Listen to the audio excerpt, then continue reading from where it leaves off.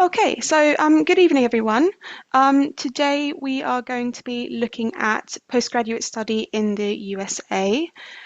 We are going to be having a quick overview of choosing, funding, and applying for US study with a question and answer section at the end. And just to let you all know that this webinar will be recorded and be put onto YouTube for those of you who may not be able to stay on to the very end. So what is Education USA? So Education USA is an advisory service that is part of the Education USA network, which is a US Department of State network of over 400 international student advising centers throughout the world that help international students with how to study in the USA and also figure out how to go about that process. So our centre is based at the US-UK Fulbright Commission in London. The Commission and Education USA are paired up to help people explore education in the US and at graduate level, provide awards to graduate students to go on to the US. Our aim as Education USA advisors is to offer free and unbiased advice to help UK students study in the US. So if your dream is to study in the USA, we are here to help you. My name is Louisa. I am an Education USA manager based at Fulbright, and I'll be delivering the presentation for you today.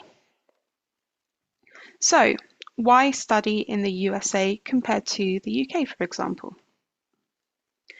So the USA offers a wide range of choices. There are over 1,700 universities offering postgraduate degrees in the US compared to about 120 in the UK. That is a huge difference.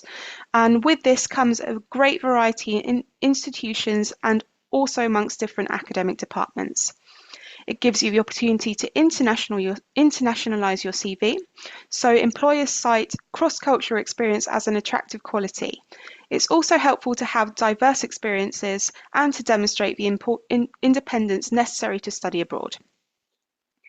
It gives you the opportunity for global networking. So US universities give you an unparalleled opportunity to create global networks, not only with American faculty and institutions, but with diverse colleagues which make up many US universities. They offer practical experience also, so many opportunities for hands-on research, internships, and teaching opportunities. And with this, it will expand your horizons. So living and studying in another country expands your worldwide view and may expand the opportunities available to you in your future. So this may surprise some of you, but there are also lots of funding opportunities available. And this is another top reason to study in the US. We'll touch on this a little bit later in more detail. So one of the main differences between the US and the UK is that typically in the US, programs are longer. So we're looking at 2 years for masters, though 1-year programs are out there if you look for them, and 4 to 6 years for PhDs, although this may be less or more depending on the program and the department. There's an integrated master's in the PhD in the first year of 2 of coursework.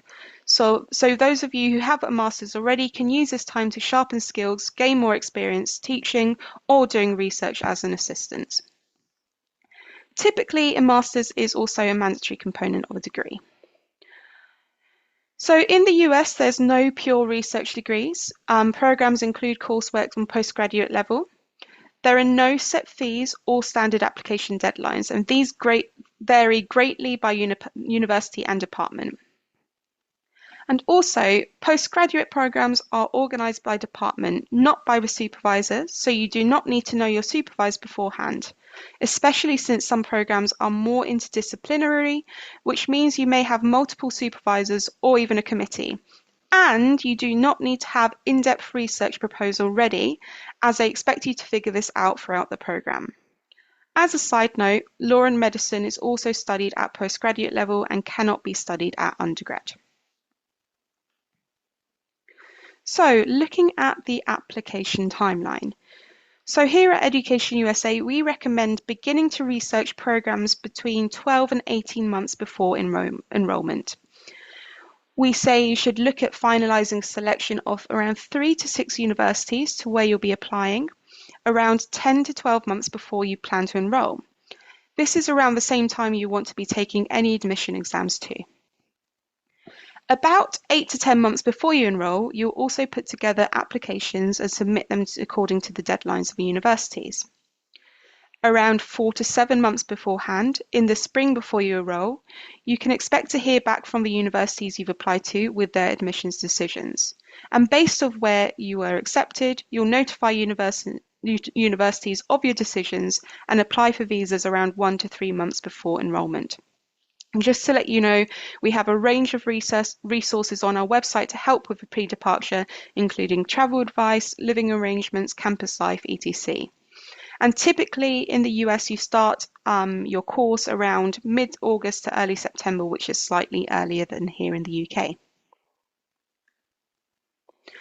So looking into choosing a program, so with over 1,700 institutions offering postgraduate programs, there are a lot of options and each institution and department will be very different. So how do you go about narrowing down where you want to actually apply to? So a term we focus on a lot here at the Fulbright Commission is this idea of fit. What this means is we want for students to find a program that is really going to be the best fit for you and your personal and academic interests. The first step in the choosing process is to locate what factors are really important to you, making a list perhaps of what really matters. Don't just go looking at universities you've heard of straight away, ones that you've perhaps seen mentioned in movies or TV programs, or ones that have the highest rankings, as you might miss out on some great universities and some fantastic programs you've never heard of before. So some of the factors that you might want to consider when choosing programs are the types of institutions. So are you looking at public versus private universities, for example? Really large universities or very small ones. You'll also look at the program type.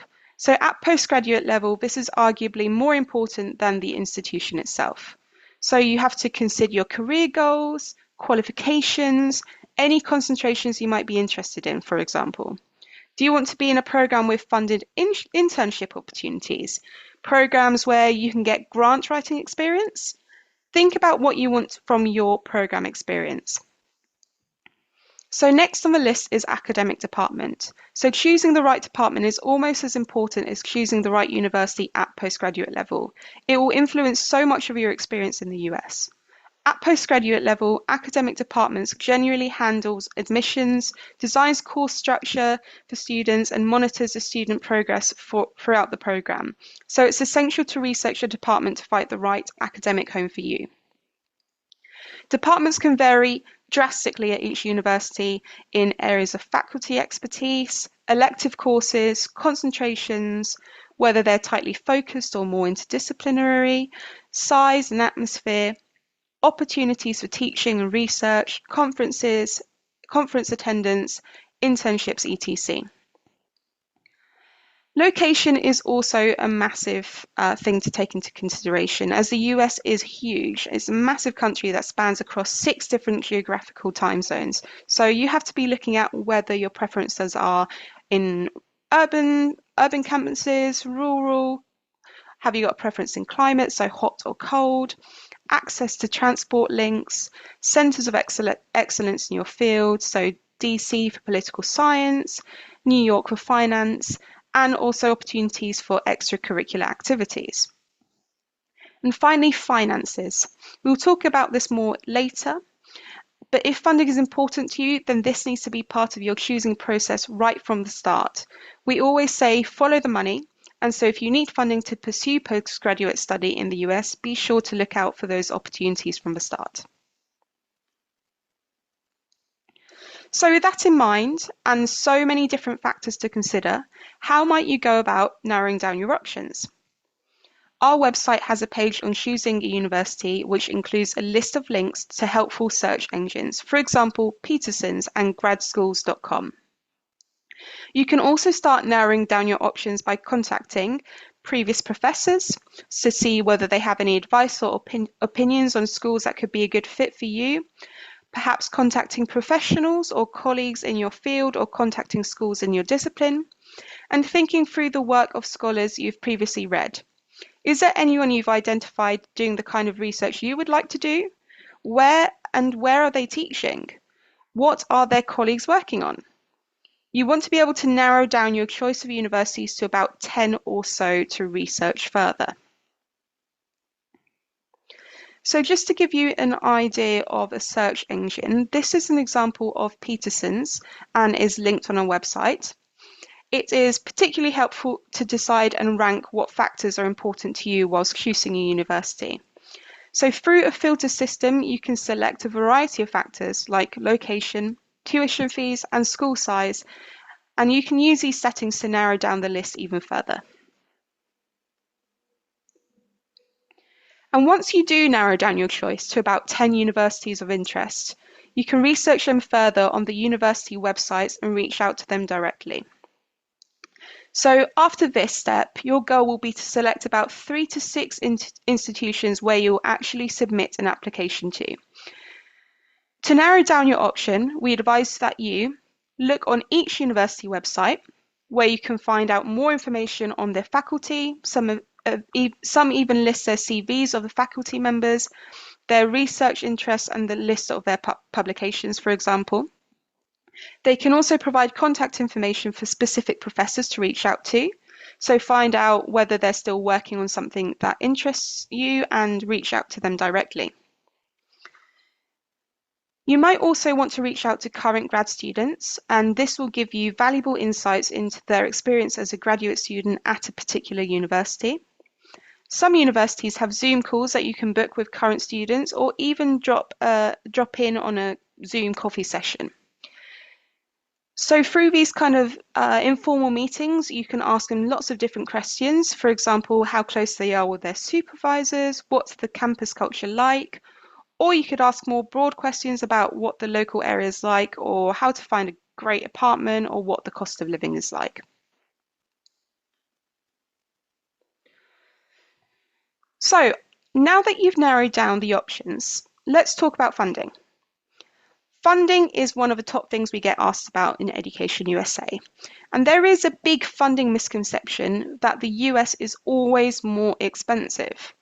Well, the good news is there is a significant amount of funding available on postgraduate level, particularly if you're willing to be flexible and go into the process with an open mind.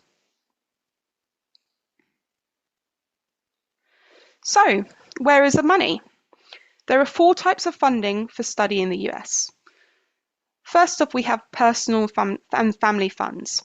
There is a culture in the US of saving and paying for university in a way that we don't have in the loan-based system here in the UK. There is always an expectation that you will make a contribution to your studies. The next source of funding is US universities. And this is the best resource for funding as it doesn't have to be paid back. There are 2 most common types of university-based fundings. So the first is fellowships, which are outright grants to allow recipients to focus solely on their work. Secondly, there is assistantships, which are offered in return for services provided to the department. So that's either through teaching, through research, lab supervision, or working in a campus office in exchange for fee waivers, health insurance, and or a stipend. You also have assistantships, which are renewable year to year. So if a student maintains specified academic standards, but the terms of assistantships will vary dramatically between universities and departments and depend on available grants, the field, and the department need. This is why it's always important to ask the department or the program about this kind of funding when you're choosing where to apply. There is more funding generally available for PhDs and students in a research-focused master's than for professional degree students, but this also varies by subject area. So the sciences tend to receive more funding than programs in the humanities, for example. But do check with multiple offices about funding opportunities, check with the department, the graduate school if applicable, and the financial aid office. So the third one on our list is external funding bodies. So this is another source of funding that you can look at: niche scholarships, institutions that are separate to the universities, companies, charities, foundations such as the UK Fulbright Commission. There's lots of information and tips on our website to support you with external funding bodies if that is something you would like to look into as well. And finally, the last source is loans. So most US lenders will require a US citizen to co-sign on the loan. So this can be quite tricky for UK students. And therefore, most UK citizens take out private loans from a UK bank. However, we would highly encourage you to examine the terms and interest rates closely, as you do not want to be getting yourself into financial difficulty. And if you are an American or dual US-UK citizen, you can take out a loan from a US lender and apply for US federal loans through FAFSA. Keep in mind that university and external funding preferred options since they don't have to be paid back. So now you're aware of the sources for funding, we advise you consider a funding strategy to try and lower costs and manage expenses. You might think of 3 different approaches. So firstly, you could reduce the cost of living. So rural versus urban, for example. So living in a rural area will be much less expensive than living in an urban area. If you also look at regional costs, so this is the same as UK, so London versus Lancaster, for example. So New York and LA are going to be way more expensive than states such as Ohio and Michigan. So looking at where in the country can also be a strategy that you can employ. You could also look to lower tuition costs. So public universities in the US, so meaning state-funded universities, they generally have lower costs than private universities. However, private universities might have more funding, and funding will vary by department within each university. So that's where your research piece comes in. You could look for university funding in addition to the ways we've already talked about. You could seek funding outside of your program. For example, if you're interested in architecture with environmental architecture and making buildings more green, for example, you could seek funding from 2 different departments and gain more funding that way. You might not necessarily be able to use all of these strategies in one go, and you might find that unis with low tuition fees have fewer funding opportunities. So be aware of different factors at play and do your research.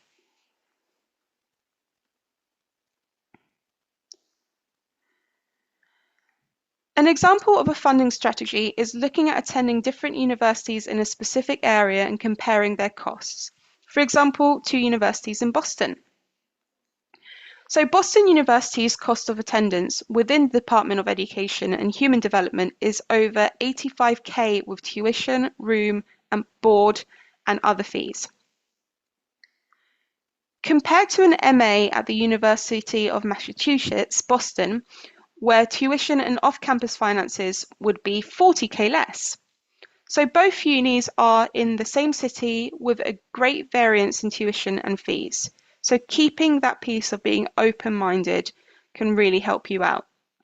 Sometimes close by universities have exactly the same links and relationships with each other. So where you might be able to take classes at BU, you could also take these same classes at UMass.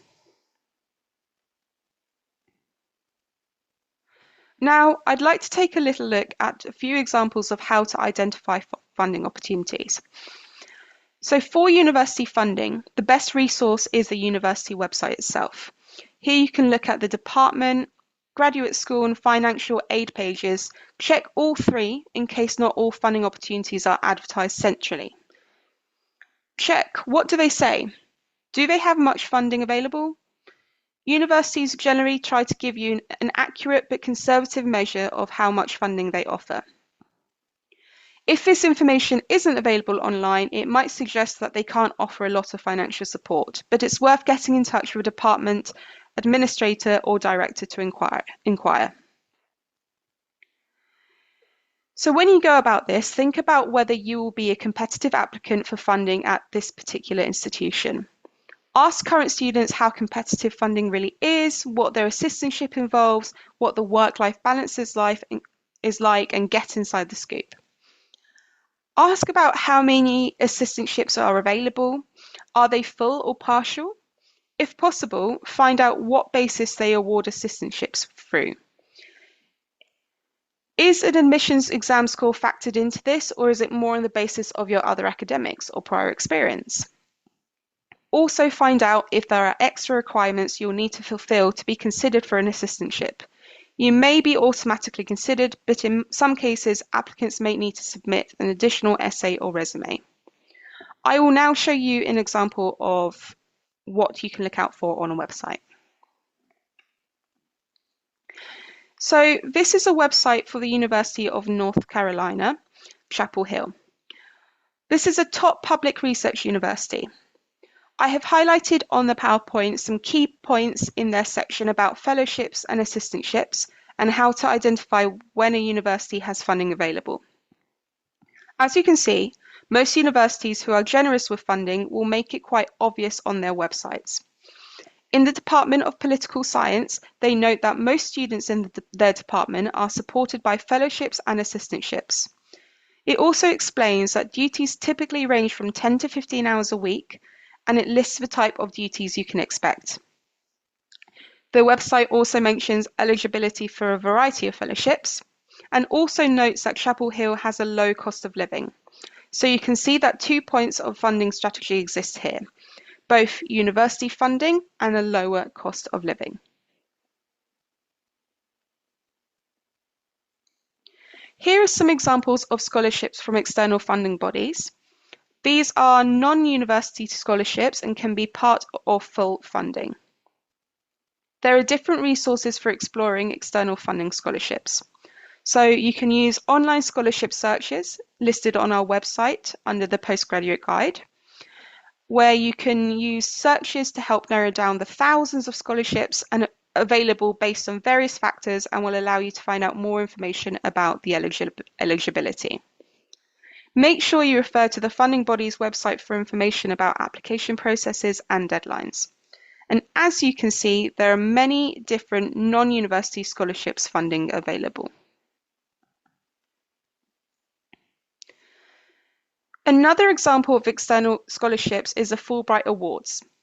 Funding is available for UK students to study and conduct research in the US and vice versa at postgraduate level.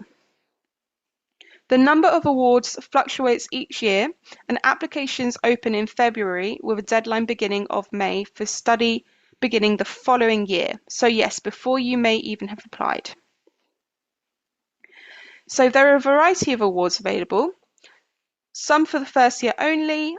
Other partner awards are fully funded, so please check our website for more details.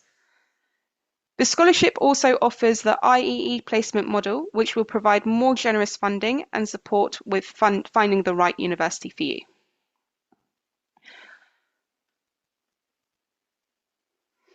So, final tips as I wrap up information about funding. So applying for funding often happens simultaneously to the admissions process, so begin search for funding early. Be willing to put in the time and effort to seek out and apply for funding opportunities. Scholarships will not find you. You need to investigate university funding and take the time to search for the often niche external scholarships. You should be flexible in choosing universities. If it is essential for you to receive funding to complete postgraduate study, choose departments with a lot of funding or where you are competitive or a top student. Exam scores and grades of last year's admitted students are sometimes advertised on the university website, so you can use that as a model to compare yourself to. For university funding, the best resource is the university website. The department, graduate school, and financial aid pages check all three in case not all funding opportunities are advertised centrally. And finally, another thing to keep in mind, you can typically work on campus up to 20 hours a week during term time and 40 hours a week during holidays. Though these expected earnings can't be calculated for visa purposes, when showing proof of funds, it can be very handy to be earning a little bit more pocket money.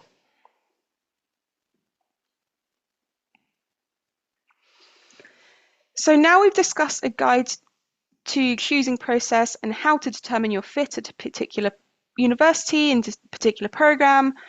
as well as ways to fund your studies in the US, we're going to be looking at completing an application.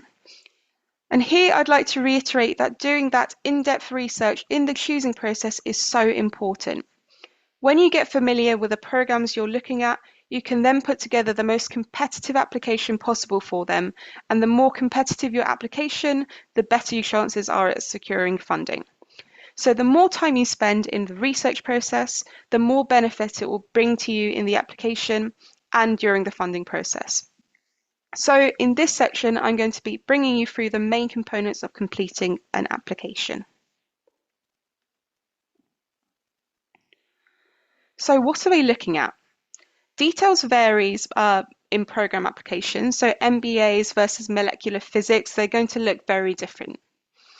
US universities look for academic achievement measured by your undergraduate degree, or if applicable, postgraduate degree results and admission test scores.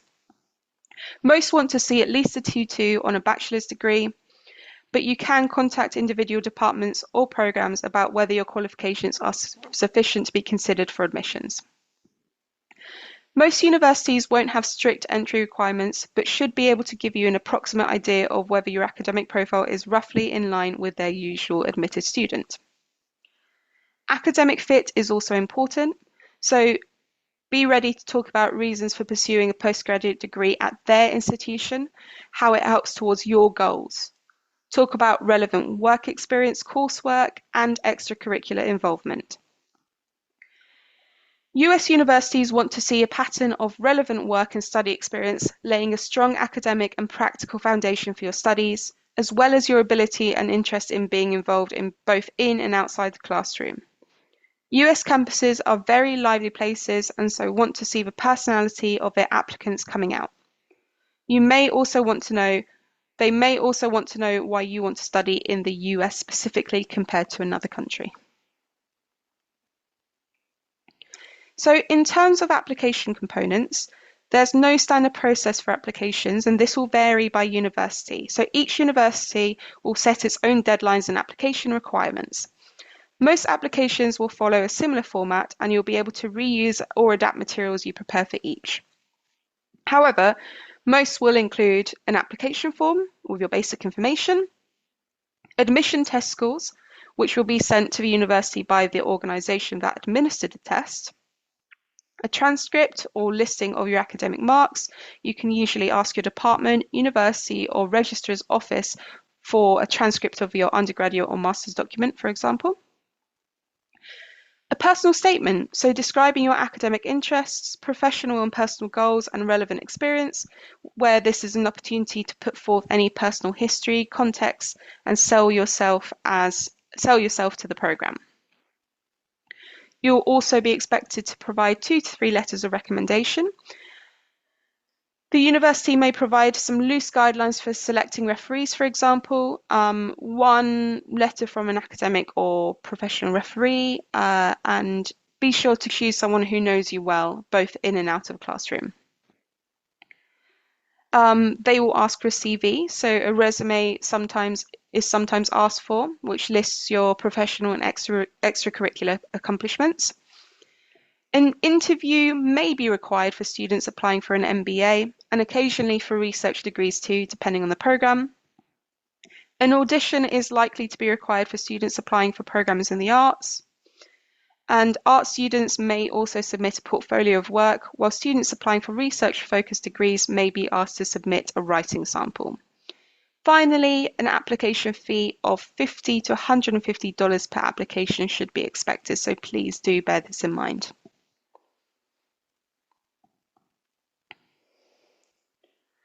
So one thing you'll want to think about when you're choosing university is your academic profile. How does your academic profile compare to other applicants? How do universities measure you up as a potential colleague or student? So consider your grades, UK qualifications, test scores, US admission scores, research, dissertations as part of your undergraduate degree, for example. Look at your work experience. So for some programs such as MBA, this is very important. For other programs, it might not be so important. Also look at the X factor. So what makes you stand out? This will likely have an effect on whether you're going to be accepted or whether you're competitive for funding. So as an international student, maybe you had a really unique undergraduate program and can make a strong case as to why you would bring something unique to their program. So perhaps an interesting mix of ideas and, they want to have a varied cohort of interesting people on their program.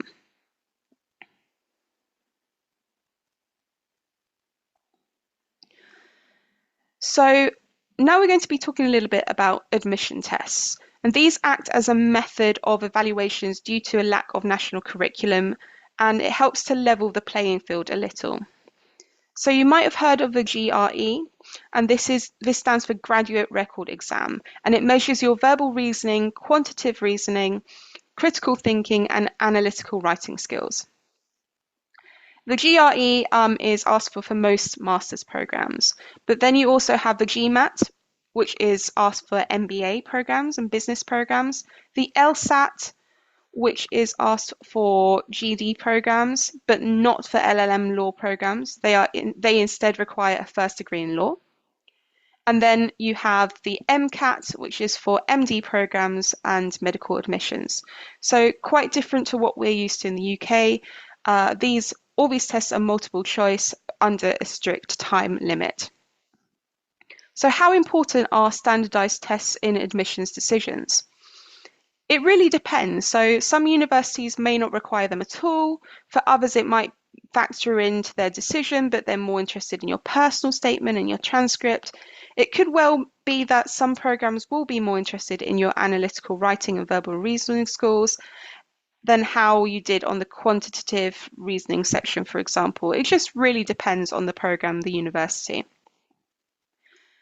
So when you're doing your research, you can ask how much weight it's given during your research process. And you can look at the websites to get in contact with the right people here. So to ensure you take the appropriate test and to confirm that you need to take the test at all, because some you don't need to declare at all, consult the website of each university to which you plan to apply, and paying close attention to the university application deadline in order to plan your exam schedule accordingly. Please do register early for exams, and this will leave you the option to retake the exam if necessary and you're not happy with your score. Do properly prepare for the exam. So there are lots of free prep materials online, as well as the option to buy study guides.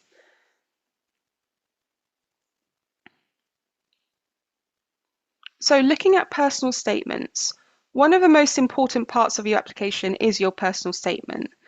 So this is not like your UCAS personal statement at all, but it's an opportunity to showcase what you can bring to the department. It is not an in-depth research proposal. Some universities may ask for separate research statements outlining your research interests and future plans. Some universities may ask for essays instead of a statement, and others may ask you to address something specific. So please do check requirements carefully. Statements help reveal the individual's character, motivation, future goals, and interest in that particular university, program, or field. So showing your best fit, so why you will be a good academic fit for that university. So in writing your personal statement, since there is usually no set structure for writing a personal statement, you have the opportunity to be creative and make yourself stand out. So talking a little bit about this X factor I mentioned earlier. Some students choose to start with an anecdote describing how they became interested in their field of study. Others use a central theme to link and describe their experiences and future plans for their studies and career. So don't be modest. This is your time to sell yourself as an applicant. There are loads more tips on our website, including examples of successful personal statements. So if you need a little bit of help, please do look online. You will also be required to gather 2 to 3 letters of recommendation. So ask a variety of people who know you very well. The university may provide some loose guidelines for selecting referees, for example, 1 letter from an academic or professional referee. If you have multiple academic referees to choose from, you'll want to choose someone who knows you well. both in and out of the classroom. So choose referees that will complement your application package and each other. So you get a good balance of classroom, professional, research, and extracurricular in there. You can meet with your referee to discuss your letter. This will be helpful. It will be very helpful to give them a copy of your application, transcript, and/or CV. It also gives you the opportunity to tell them the reasons for doing a postgraduate degree in the US in your chosen field, talk about your interests in the particular university selected and your future goals, etc. So this will make sure your referee is aware of what your interests are, your motivations, so that they can really back you up with a reference, but just make sure that they're aware of all the deadlines and paperwork they do need to complete to support your application. So letters of recommendation are used as a marketing tool for you as an applicant. So please do make suggestions for the content of a letter, but it's also important you don't see the letter before it gets sent off to the university to be able to maintain that credibility. Above all, please do encourage referees to avoid being restrained and too modest. American referees tend to write in an enthusiastic tone, use positive and descriptive language, discuss the applicant both in and out of the classroom, etc. So bear in mind what will be written about your American counterparts when preparing your UK referees to write their letters. You really want your letter of recommendation to stand out as much as your US counterparts. Okay, so ways we can help here at the Commission. Please do visit our website for advice, guidelines and events.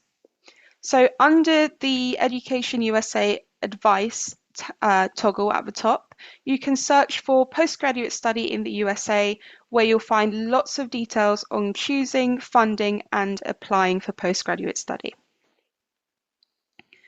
We hold regular online events such as this webinar often, and if you do miss them out, we have a range of videos covering topics on YouTube.